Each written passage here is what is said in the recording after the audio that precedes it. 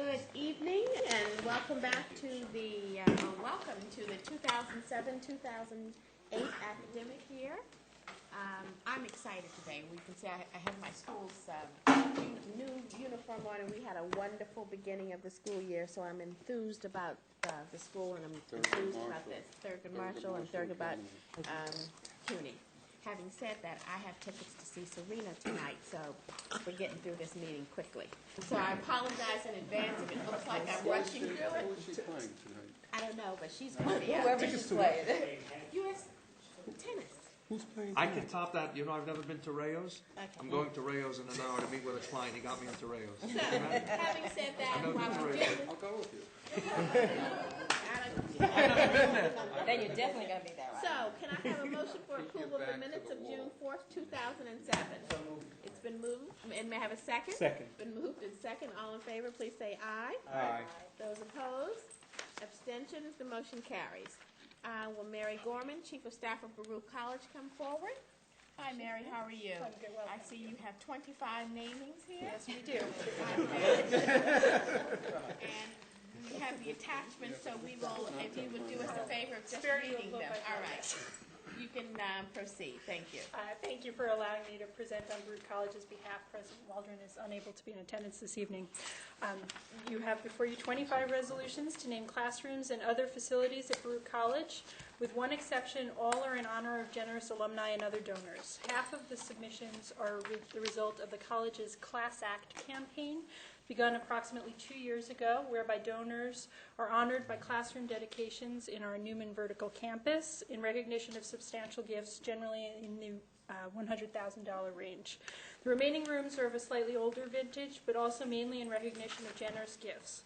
One seminar room is named in honor of a long-standing professor who also served as dean of our business school and as acting president for a time on the occasion of his retirement. I won't bore you with the details of each of the resolutions, but I'm happy to answer any questions you might have about them.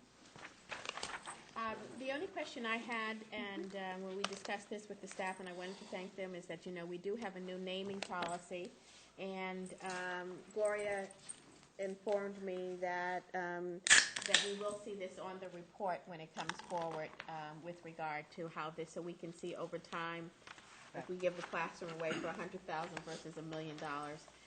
But with that, I just wanted to let the committee know that I did look at that, and she's going to report back to us at a future date as to, and keep track of those naming opportunities so that we have the opportunity to compare. This is amazing. This is the Rabbi Mark Schneier School of Naming. This is unbelievable. Mrs. Barry? Yeah, I think you answered one of my questions, Madam Chair, and that is whether or not all of the namings are in line with the policy that we had for, you know, a room is this amount, a classroom or hall, and so if you've looked at it, and I'm satisfied that it meets the criteria. I will just say that they're not. However, as she noted, this is a program that started 2 years ago, often before our policy went into effect, and so we made the determination that in light of that we would not stop this going forward, but that it would be included in the report that they will prepare for us so that we can see what the trend has been. So a number of them are not consistent with those rules that we passed, but those rules were passed, as you noted, this program, this campaign started some 2 years ago before we had those guidelines. Okay. And then just one other small question. Is there a ceremony of any type that is held, like once we approve this, and then, or is there a ceremony where individuals come to that particular classroom or hall or something, and then you have some type of ribbon cutting or They probably celebratory have the type of thing? Or? ceremonies already. You know, most of these are relatively modest, $100,000, that sort of thing, and there is always a cocktail party or something to celebrate that, and I'm sure just about every one of these are in that category. Any other questions? May I have a motion for approval of items 1 through 25? So moved. May I have a second? Second. It's been moved and second. All in favor, please say aye. Aye. Opposed, abstentions? The motion carries. Thank you very much. President Robb isn't here yet, but so we will move to City College. Provost Dagan.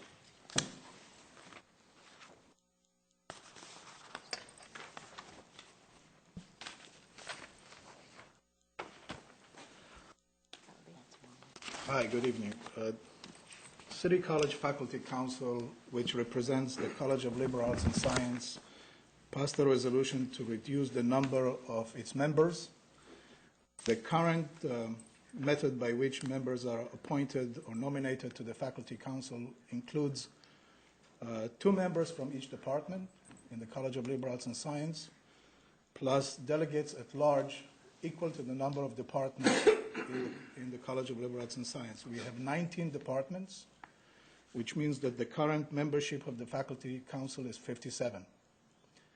The Council passed a resolution, which was also approved by the Senate, to change the number of delegates, maintaining 2 delegates per department for a total of 38, and adding 1 delegate at large per division, which will bring the total to 42, 15 members fewer than the current membership.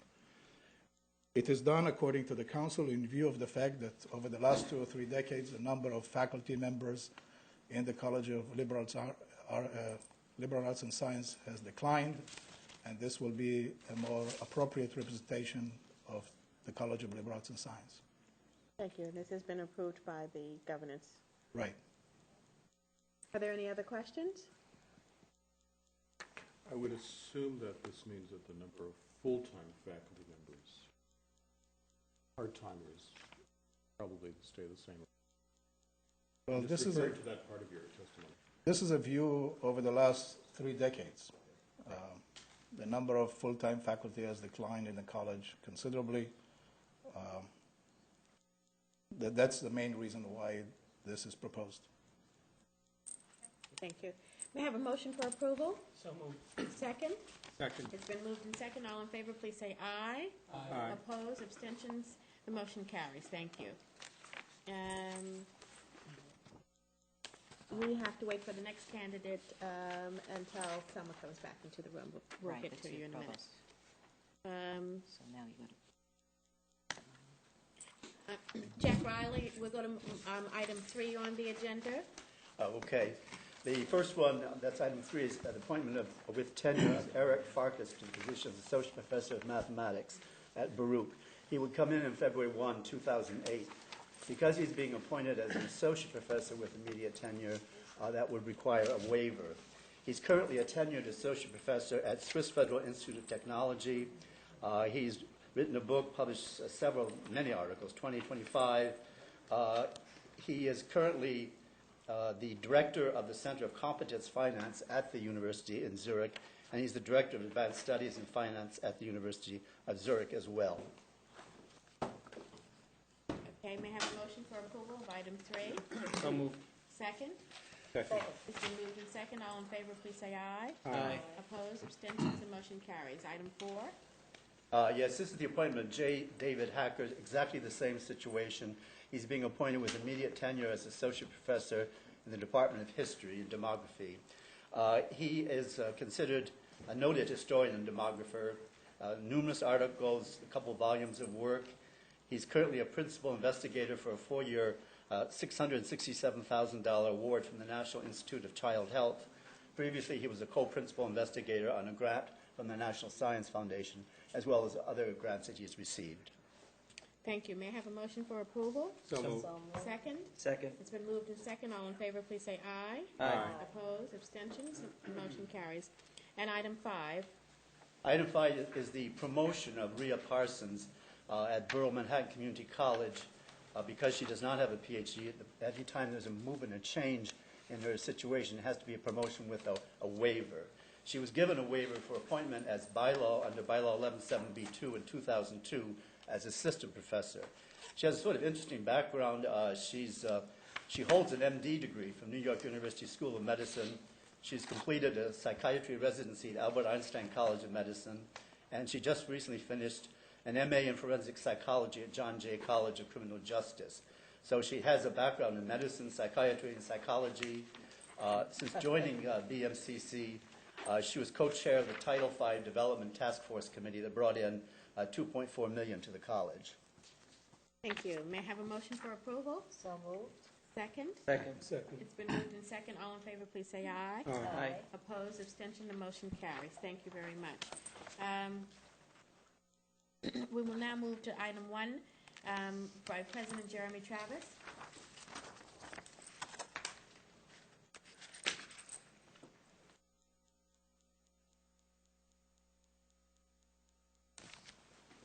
President Travis. Afternoon, members of the committee, Madam Chair, Chancellor.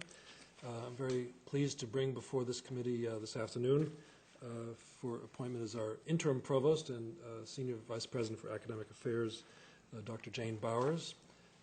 Dr. Bowers has been the dean of undergraduate studies at John Jay since 2005. Before that, she was the founding director of academic affairs for the CUNY Honors College, director of the women's studies program at Hunter, and prior to that was on the English faculty at John Jay and a member of the CUNY doctoral faculty in theater and American studies. She was educated at Harvard and the University of California at Irvine and has her PhD from the University of California at Berkeley. Dr. Bowers has been a stellar dean of undergraduate studies and has been instrumental in many of the new initiatives underway at the college that are revitalizing our academic program, and I'm just delighted that she has been willing to step in as interim provost for this year while we conduct a search for a permanent individual to appoint to that position. So I'd ask for the committee's approval of this designation. Thank you. I just want to compliment President Travis on picking Jane Bowers, who's been an extraordinary member of this community for some time, and everything that she's done so well. So it's wonderful to see you in this important role, and I compliment the President for his wisdom and judiciousness in identifying you. Great job. Thank you. Any other comments? There being none, may I have a motion for approval? So moved. Second? Second. It's been moved and second. All in favor, please say aye. Aye. Opposed? Abstentions? The motion carries. Dr. Bowers, would you like to welcome aboard? Would you like to address the committee? I would just like to thank President Travis and the member of the committee for this vote of confidence and for allowing me to play a part in the new John Jay. And we're going to do great things, and you're going to hear lots and lots from us in the coming month and beyond. Thank you. Thank you very much. President Travis will Yes, we stay do another there. John Jay one? Okay, great. You're on a roll. Keep Yes, right, exactly. So I'm pleased to bring before this committee another important appointment within the executive ranks at John Jay. Dr. Richard Saulnier has been, up till this time, our Assistant Vice President for Enrollment Management, and I'm requesting the committee's approval for designating him as Vice President, which may sound like something as simple as dropping the word assistant, but this actually is a very important recognition of the contributions he's made to the change at John Jay. As members of the committee know, we are at the beginning of an important transformation in the way that we reach out to high school students and transfer students and potential graduate students to come to our college. And the enrollment management part of that transformation is critical to our success. We've just had a banner year, and this, in no small measure, is attributable to the leadership of Richard Saulnier. Dr. Saulnier has been at John Jay for 5 years. Has held every position of responsibility in the college. He has his doctorate from NYU, from the Wagner School. He teaches at John Jay, public management.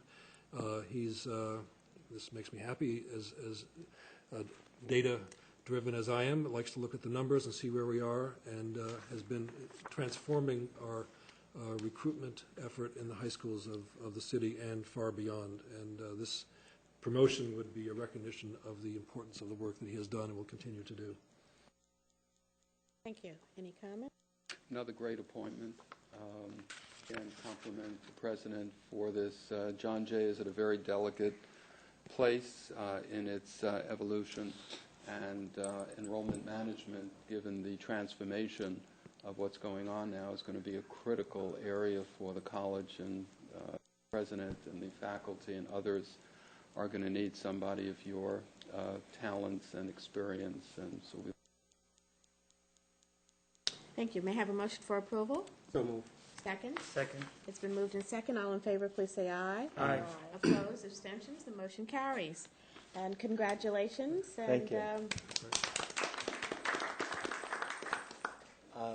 I too would like to thank President Travis for this exciting opportunity. I'd also like to thank my colleagues at the college over these past 30-some-odd years for all of their support and help in everything that I've done.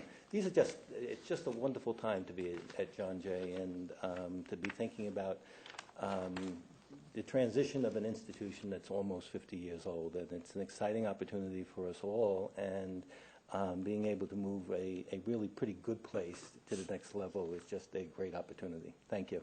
thank you. Congratulations again. Thanks to the committee. President Kimmett. Yes.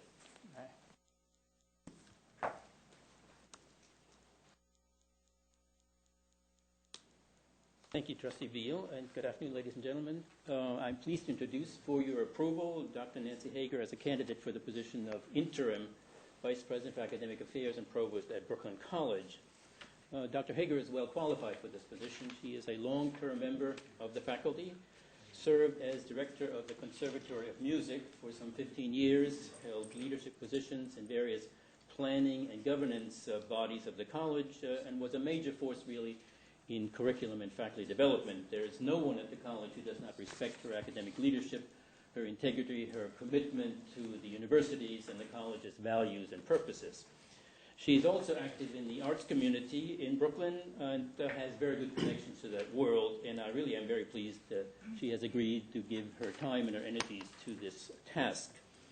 While she serves in this position as interim provost, we will continue our search for a permanent appointment, having conducted a national search, and that search continues. Very much. Another great appointment, Madam Chair. These are three fabulous appointments. Nancy Hager is also a great faculty member, served with great distinction. What you did at Brooklyn is known throughout the system, and I know that you're going to do great work with President Kimmick. So we're really just delighted with the appointment so far. Really great. Thank you. Scholars, people of integrity and courage, those are all good things. Thank you. May I have a motion for approval? So moved. Second? Second. It's been moved and second. All in favor, please say aye. Aye. Opposed? Abstentions? The motion carries. And congratulations. I'd like to address the committee. Well, in view of the welcome brevity of this meeting, I won't recount my 37 years at CUNY, which in 1969 I began as a doctoral student, graduate center, and in 1970 was offered a graduate teaching fellowship at Brooklyn, and I've been there ever since. Three of my 6 children and stepchildren, and 2 of my daughters-in-law are CUNY graduates. And if you sat at a dinner table with them, you wouldn't be able to tell who went to the Ivy League and who went to CUNY. This is a fine institution, very proud to be associated with. Thank you. Thank you very much.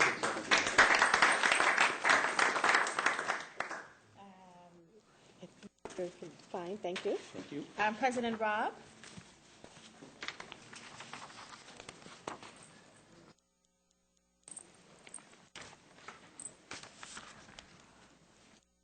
How are you this evening? You present your... Yes, I'm here this evening to request the committee's approval, first of all, for the naming of the Dean of the Hunter School of Arts and Sciences, the Ruth and Harold Newman Dean. This is a $2 million gift. The gift will primarily be used to support the Dean of Arts and Science, which is, as you know, our largest school. But the donor also requested a certain amount of that money be used as a cash investment in a civic engagement curriculum named also for them under the Dean's auspices. And since we're moving into our public policy initiative at the Roosevelt House, there's a wonderful connection between the two. And we will be starting that course this January term about the presidential election. So we're requesting that this gift, this $2 million, mostly endowment, be used to name the Dean of the School of Arts and Science. Miss Newman was a 1954 graduate of Hunter College. She's been very involved with us. She mentors a number of students, and she's now helped shepherding an arrangement between Hunter College and Asia Society. And her husband has also become involved. He is still an investment banker at Neuberger Berman. And was there when it went public.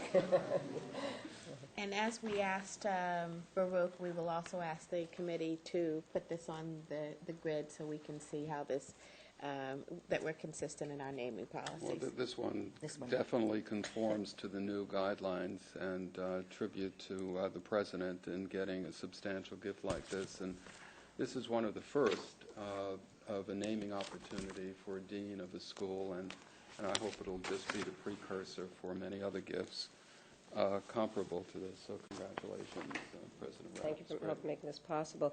Our second request is also to name a dean. This to name the dean of the School of Education, the Clara and Larry Silverstein Dean of the Hunter School of Education. This gift is for $1 million, and it was this gift actually that started the discussion, as I think Dean Waters recalls, with her office about how to move through the dean naming process. So while it's not consistent with the guidelines as they were then written, this was one of the early discussions.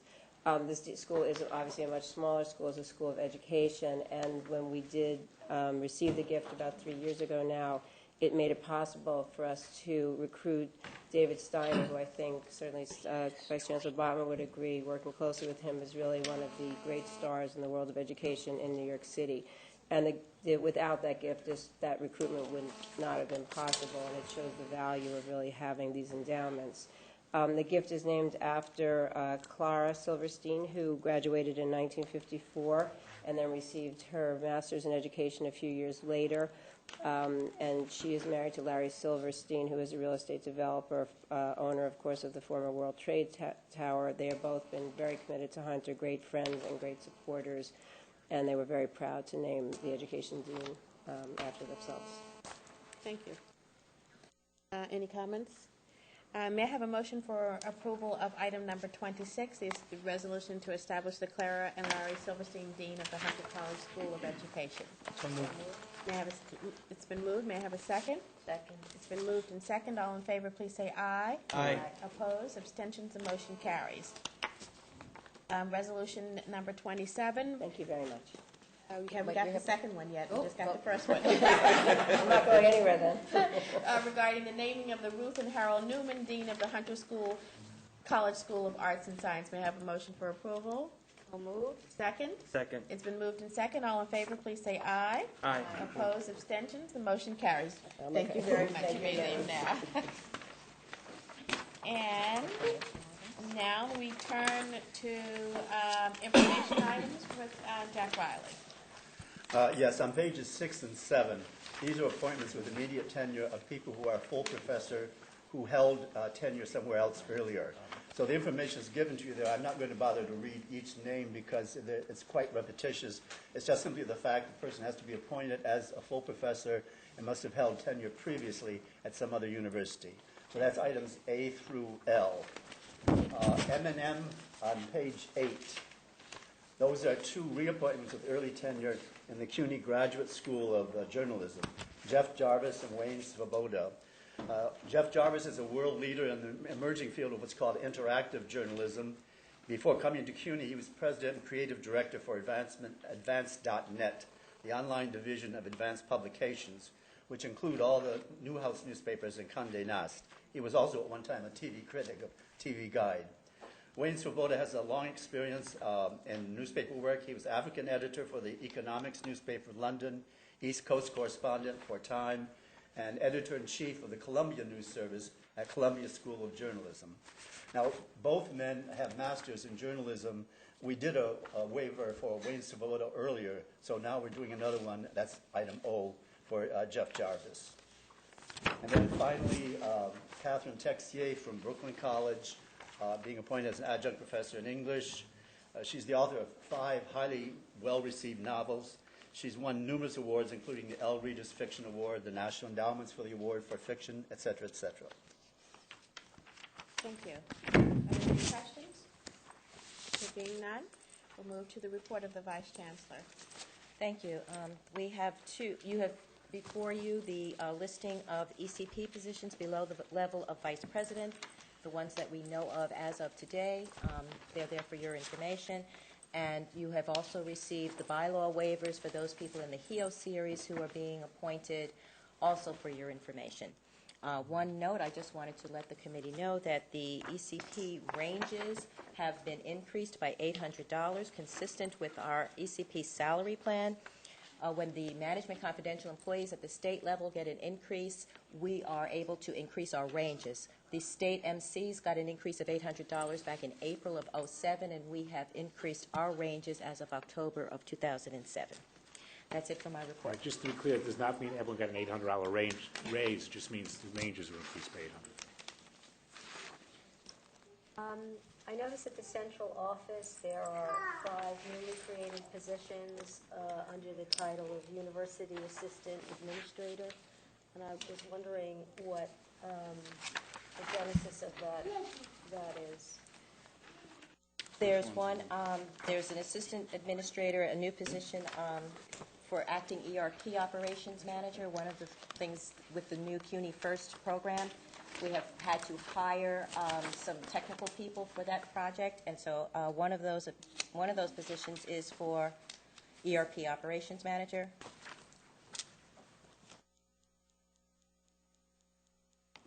Are you also talking about? Well, I just know, one of the things that we have always been looking at are new positions, newly created positions. It's just an observation. I'm wondering. It seems that 5 is a considerable number of new positions at the central office, and I'm just inquiring about what the need there is. I mean, I see what they are.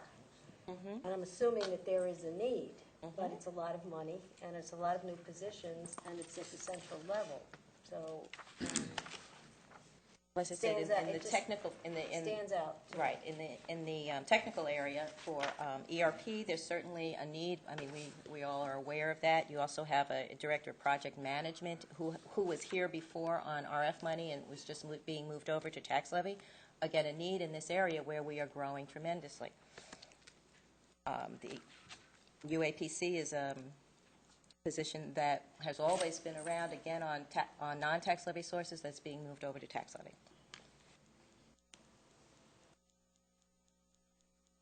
Those are the assistant administrators you're talking about, correct? Yeah, I mean, there are 5 of them, but thank you very much. And they would not be brought forth if they were not critically needed. Any other questions? Any other comments? Well, I thank everyone for coming out this evening, and we are dismissed. You say, Val, you should have something to do every meeting.